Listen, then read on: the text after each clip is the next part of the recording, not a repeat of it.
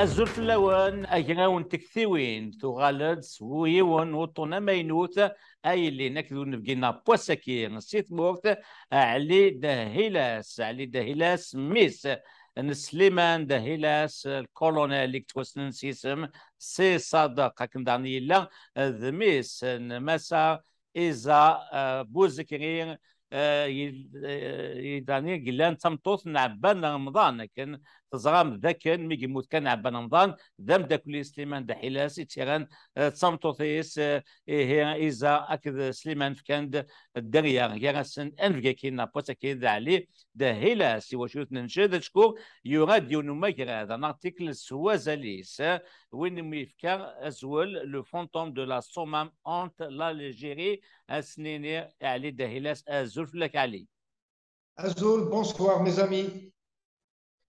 علي أنا فما جرا كين هذه اللي يدي مدكل كمال أمبارير سينير أزول لك كمال أزول رشيد أزول نبينا مسد دا هلاس أزول ولا سريت كان علي أسكسين زورو وين فينا دينيض تدي وانت كتلي فرانسيس تشكو أما جرا كي سعان وغير ناشونال سوفتير فرانسيس دي لا سينير وسن وشو يفكر أزول لكين لو فونتوم دو لا صومام أنت لا l'Algérie. Pourquoi le choix de ce titre, Ali?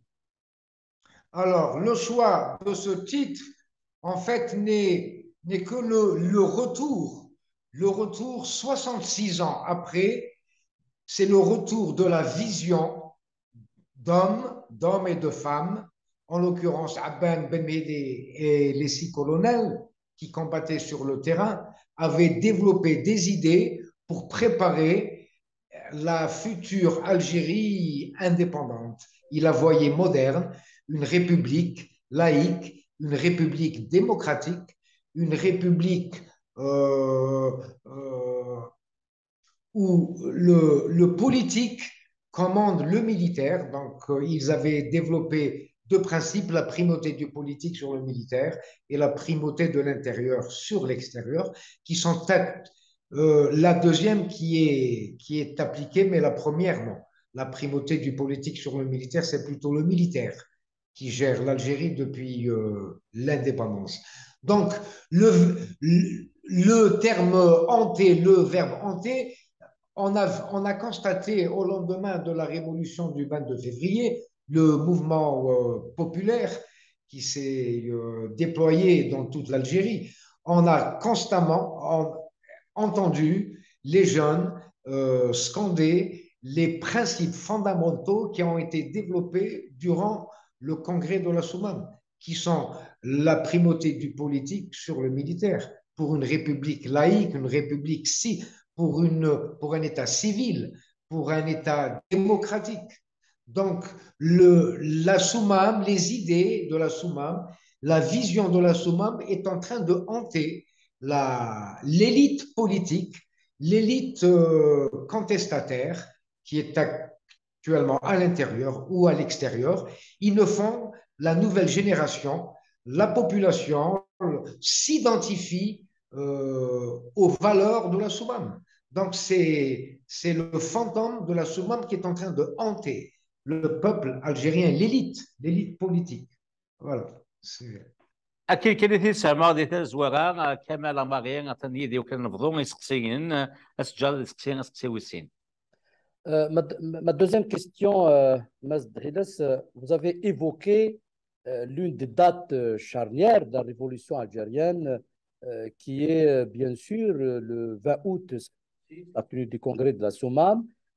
Ma question, quel est l'apport le plus décisif, selon vous, du congrès de la Soumam? Très bien. Alors, notre histoire n'a jamais manqué de dates glorieuses, de pages épiques écrites dans le sang pour la reconquête de son indépendance nationale et l'édification d'un État démocratique moderne. Mais la mémoire vive de notre guerre de libération ne saurait être réduite à une simple succession de batailles, aussi glorieuses fussent-elles. Les objectifs étaient de doter le mouvement insurrectionnel d'une direction politique en phase avec le développement de la guerre anticoloniale, afin d'établir et de mettre en place les institutions quasi importantes que tout le monde connaît, tels que le Conseil national de la révolution algérienne, le CNRA, et le Comité de coordination et d'exécution, le CCE. Sur le terrain militaire, la guérilla s'étendait inexorablement, tandis que les unités de l'armée de libération nationale infligeaient à l'armée coloniale française ses premières défaites. L'histoire a retenu une période de flottement entre 1954 et 1956. Il n'y avait aucune direction politique. Et à la veille de ce congrès, qui se déroulera le 20 août 1956, dans le maquis kabyle, deux hommes formidables et géniaux que la Révolution va découvrir sont Abban et Ben Mehdi. Le premier réintégrera la lutte en février, en l'occurrence Abban, en février 1955, après avoir purgé 5 ans de prison dans une prison française au nord, en Alsace.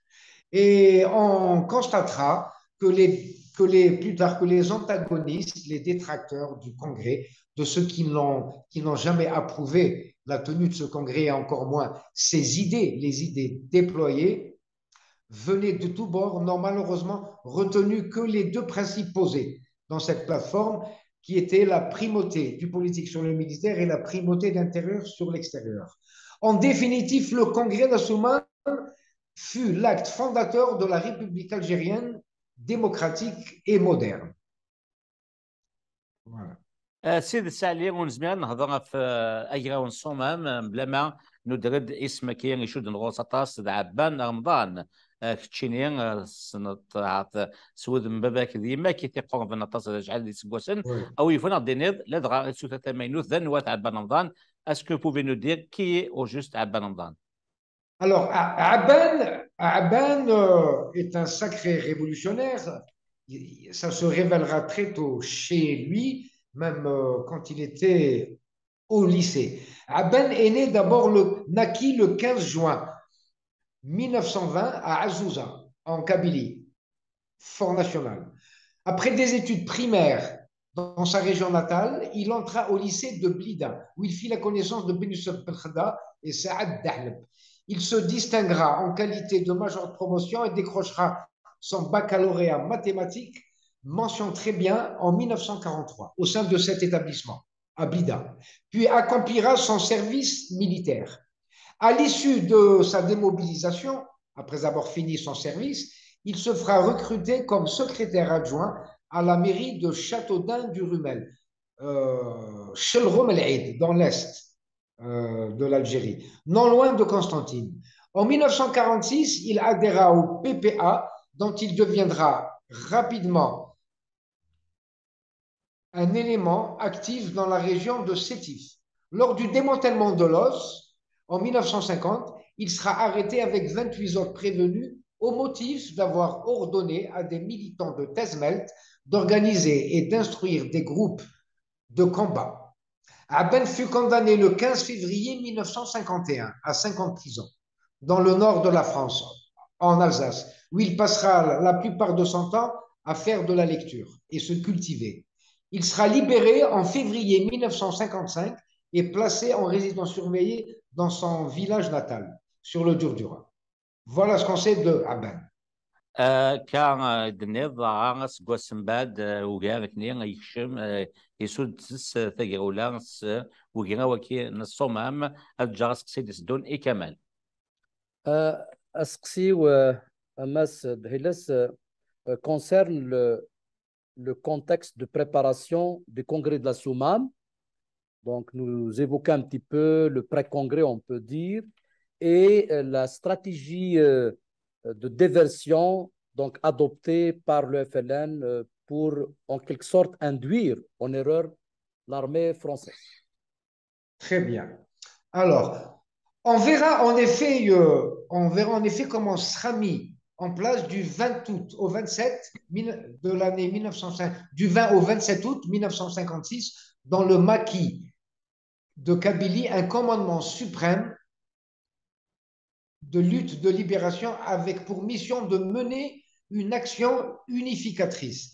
Alors, dès son entrée en scène, en mars 1955, Abban se préoccupa au plus haut point de la constitution effective du FLN en tant que mouvement politique capable de prendre efficacement le relais des partis de l'époque pré-révolutionnaire et de les supplanter, de prendre leur place. Parce qu'il disait, on ne peut pas combattre sur plusieurs fronts, il faut s'unir. L'unité fait la force. Pour lui, l'armée de libération nationale, l'ALN, s'étant constituée sur le terrain déjà dès le 1er novembre 1954 à l'initiative du comité des six qui avait poursuivi son développement progressif sous la houlette des chefs de zone. Alors, dès le 1er avril 1955, Abban commença à s'exprimer au nom du FLN et de l'ALN en lançant son appel dans lequel il invitait tous les Algériens à adhérer massivement au Front et tous les partis. Alors, Abban avait entrepris, je disais, de faire avec un grand esprit d'initiative à partir du 1er avril 1955 par un travail préparatoire dont les idées directrices nous ont été restituées à travers 2 tracts diffusés en avril et en juin 1955, ainsi que 9 correspondances adressées à la délégation du Caire entre le 20 septembre 1955 et le 14 mai 1956. Donc, 6 mois après son installation à Alger, en septembre 1955, il entra en contact avec la délégation du Caire et en leur demandant d'établir une correspondance avec Alger afin de coordonner toutes les décisions. Et il leur dit, dorénavant, vous adressez votre courrier à l'adresse suivante. En Belgique, Freddy Mézidi, 8 rue d'Argent, à Bruxelles. Voilà. Et il leur fit le premier reproche. Ils ne comprenaient pas pourquoi ils étaient silencieux depuis leur départ au Caire. Et il leur affirma que beaucoup de monde sur le terrain, dans les régions qui combattaient, n'étaient pas très contents parce qu'ils n'avaient pas envoyé un seul lot d'armement et de munitions pour alimenter les maquis sur le territoire. Et il leur dit, depuis 10 mois, vous n'avez pas été capable d'envoyer un seul lot d'armes et de munitions. Donc, allez, voilà, ma prochaine question, c'est une question à 2 volets. D'abord, on aimerait bien savoir quelles sont les résolutions essentielles du Congrès de la SOMEM. Quant au deuxième volet, c'est que dans votre article, vous avez parlé justement de ces détracteurs aux décisions du Congrès de la SOMEM comme Bembella et ses pairs. On aimerait bien savoir quel a été l'argumentaire principal qui était présenté pour s'opposer aux résolutions du Congrès de la SOMEM. Abban avait déjà posé les fondements principaux de ce congrès qui sont connus, on les a énoncés en début de ce débat, au début du débat, qui sont la primauté du politique sur le militaire et la primauté de l'intérieur sur l'extérieur. Parce que l'extérieur, alors la primauté du politique, du militaire, il ne voulait pas qu'il y ait une république bananière, mais dirigée par des militaires. Il voulait qu'il y ait un pouvoir démocratique qui assurait les valeurs démocratiques et la liberté d'expression. Et il ne voulait pas que l'Algérie devienne une république tenue dirigée par une religion, que les religieux arrivent au pouvoir, une république théocratique. Donc, il avait posé tous ses fondements au congrès de la SOMAM pour assurer à l'Algérie, pour lui assurer une postérité moderne, démocratique et tout le. Très bien. Très bien. ثاني مثالي هذا نكفتي ديك وقيلا كمال لك جاكي نقل ديني سقسي كان جيرو وقبل أن نفكر أمس لا يدي سين كنا ديني مأول ونا جيرو سقسي جيرو نيك يا كمال. Ma question à Mazd Hiles, pensez-vous que l'esprit de la SOMAM pourrait être une alternative à l'impasse algérienne actuelle? On peut prendre l'exemple de l'organisation de la révolution en 6 régions autonomes qui a pris en considération les spécificités culturelles et régionales. Très, très bien. Alors, Comment ne pas saluer aujourd'hui, en ce 66e, on a oublié de le mentionner, le 66e anniversaire du 20 août 1956, la mémoire de ce formidable intellectuel militant que fut Abban, avec cet autre génial militant Ben Mehdi, présent sur tous les plans, qui avait réussi à faire du FLN un puissant centre de rayonnement politique et militaire, tant à l'intérieur qu'à l'extérieur. Notre guerre de libération nationale a été menée par des femmes et des hommes que l'élan libérateur portait le plus souvent à un haut niveau d'élévation morale.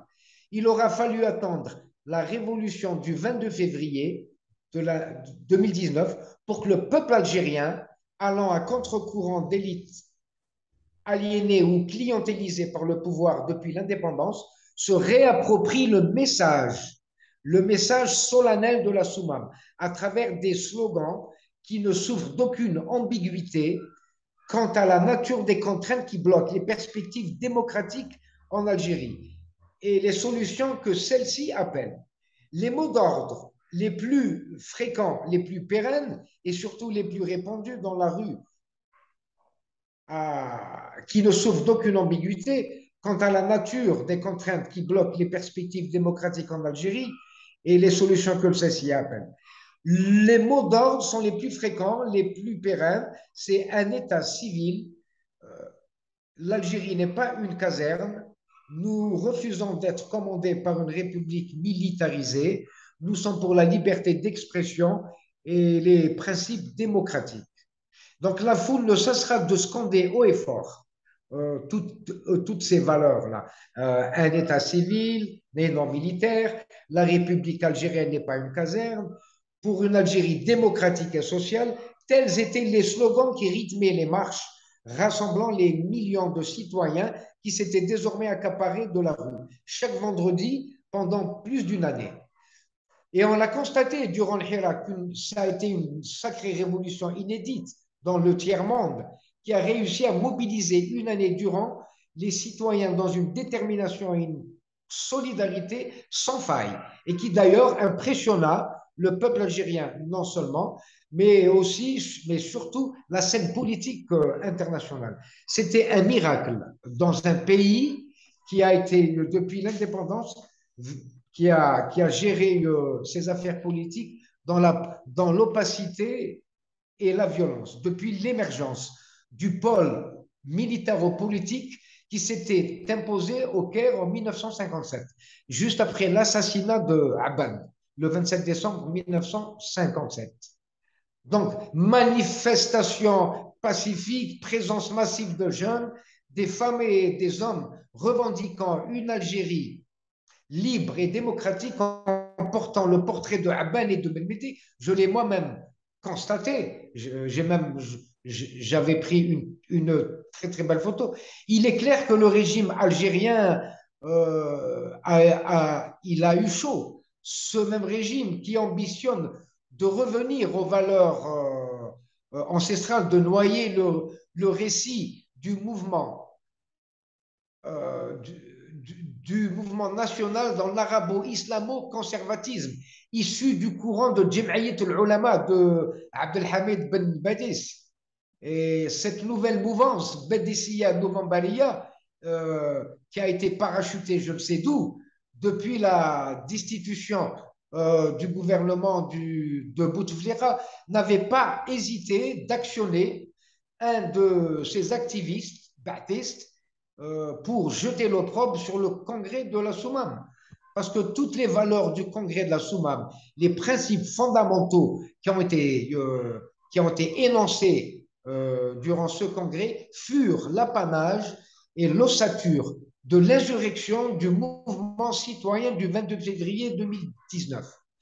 Et aussi paradoxalement, j'ajouterais que cela, aussi paradoxalement que cela puisse paraître, l'histoire du mouvement nationaliste, et tout le monde le sait, aura retenu que le cheikh Abdelhamid Ben Badis et ses ulama avaient été sceptiques quant à l'émergence d'un mouvement populaire insurrectionnel, car à l'époque, ils affirmaient clairement que le peuple algérien était inculte et ignorant.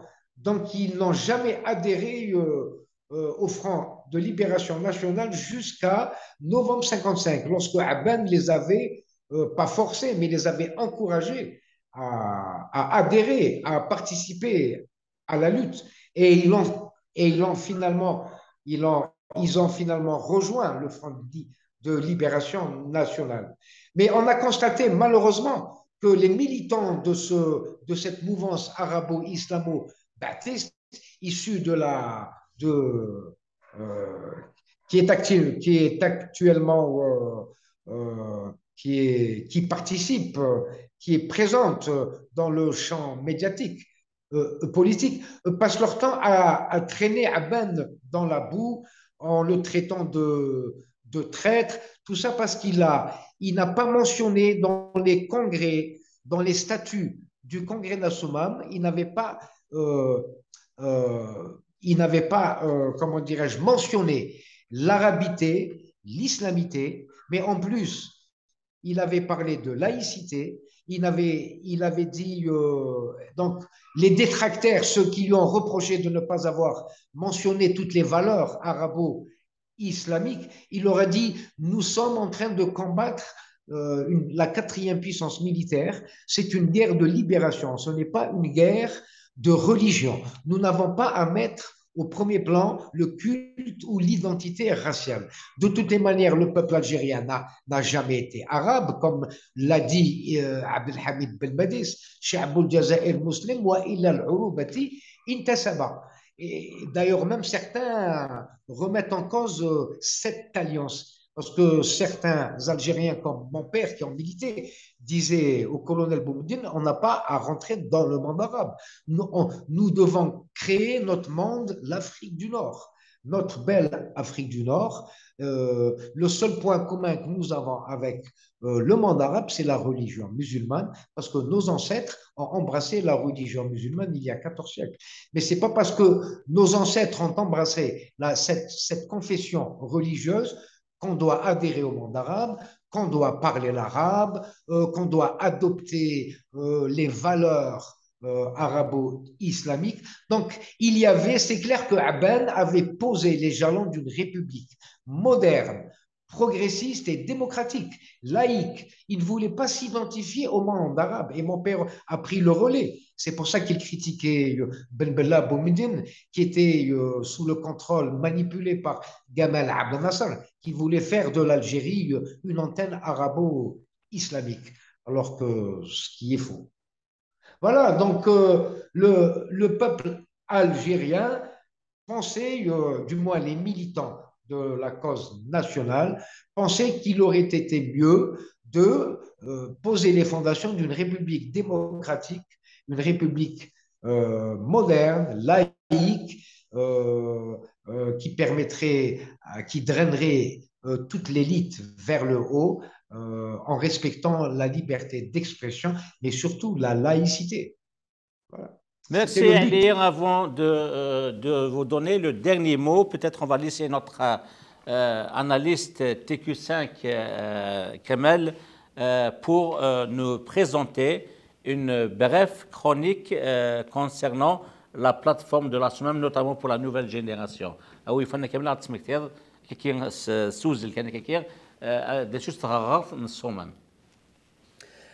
ma chronique que j'ai intitulée « Pourquoi l'esprit de la lettre de la SUMAM est incontournable ». L'Algérie d'aujourd'hui, s'il est dans une impasse historique, c'est parce que tout simplement, on a enterré les résolutions du congrès de la SUMAM. Il représentait une petite constitution qui a donné naissance au premier jalon de l'État algérien dans sa conception moderne. Le texte élaboré par les congressistes de la SUMAM au Note 56 nous enseigne sur la consistance et sa projection post-indépendance. L'une de ces recommandations est la primauté des politiques sur les militaires. Dit autrement, c'est aux hommes politiques que revient la responsabilité de prendre des décisions et de tracer des stratégies. Les militaires ont pour fonction d'accompagner les résolutions politiques. Le deuxième point soulevé est la priorité qui est donnée aux acteurs de l'intérieur du pays par rapport à ceux qui sont installés à l'extérieur. En quelque sorte, hiérarchiser la légitimité des décideurs. La troisième résolution réside dans la nature de l'État futur algérien en excluant la théocratie, en séparant le politique des questions religieuses, en revendiquant clairement l'instauration d'une république démocratique, laïque et sociale. Et c'est pour cela, jusqu'à présent, les militants d'un État théocratique rejettent cette conception et résolution de la Soumam. Pas seulement les conservateurs islamistes, mais aussi par les partisans du régime en place. La quatrième directive concerne le caractère autonome en refusant de se rallier aux divers blocs existants à l'époque pour fonder un État algérien selon des visions qui font référence uniquement à la philosophie et conception algérienne. Les 4 cardinales résolutions du Congrès de la Soumam, on pourrait déduire qu'ils étaient annonciatrices des luttes idéologiques d'aujourd'hui, sans omettre l'organisation de la révolution en 6 régions autonomes qui a été déterminante car les spécificités culturelles et régionales ont été prises en compte. Le rejet de ces points cardinaux lors de la réunion du CNRA en août 1957 au Caire était le premier acte contre-révolutionnaire qui a ouvert les luttes intestines jusqu'à l'assassinat de l'architecte de la Révolution le 27 décembre en 1957 au Maroc par le MALG dirigé par Boussouf. Bien sûr, on parle de l'assassinat de Aben Ramadan. Devant l'impasse historique actuelle, la nécessité de se référer à l'esprit de la lettre de la Soumam devient de plus en plus une exigence historique pour éloigner le spectre du chaos en élaborant un texte fondateur d'un État réellement démocratique basé sur les libertés individuelles et collectives. L'Algérie a besoin d'un texte qui immunise et non qui minimise les libertés. Nul ne doit être incarcéré pour ses opinions politiques. Liberté pour tous les détenus d'opinion et politique. Tanmir Kamal, et Ali Dahilas, votre dernier mot pour conclure cette interview, Ali. Eh ben, je dirais, comment ne pas saluer aujourd'hui, en ce 66e anniversaire du 20 août 56, la mémoire de ces formidables militants que fut Aben et Bemedi, des militants présents sur tous les plans, qui avaient réussi à faire du FLN un puissant centre de rayonnement politique et militaire à l'intérieur et à l'extérieur. Notre guerre de libération nationale a été menée par des femmes et des hommes que l'élan libérateur portait, le plus souvent à un haut niveau d'élévation morale. Il aura fallu attendre la révolution du 22 février 2019 pour que le peuple algérien, allant à contre-courant d'élites aliénées ou clientélisées par le pouvoir depuis l'indépendance, se réapproprie le message solennel de la Soumam à travers des slogans qui ne souffrent d'aucune ambiguïté quant à la nature des contraintes qui bloquent la perspective démocratique en Algérie et les solutions que celle-ci appelle. Les mots d'ordre les plus fréquents étaient pour une Algérie, pour un État civil et non militaire, une république algérienne qui ne doit pas ressembler à une caserne, pour une Algérie démocratique et sociale. Tels étaient les slogans qui rythmaient les marches, rassemblant les millions de citoyens s'étant désormais accaparés de la rue chaque vendredi pendant plus d'une année. Le Hirak, on l'avait tous constaté, une révolution inédite dans le pays du tiers-monde qui a réussi à mobiliser durant une année tous les citoyens dans une détermination et une solidarité sans faille, et qui d'ailleurs impressionna les Algériens, mais surtout la scène politique internationale. C'était un miracle, c'était vraiment un miracle pour un pays qui s'est construit dans l'opacité et la violence depuis l'émergence du pôle militaro-politique qui s'était imposé au Caire en 1957, après l'assassinat de Aban.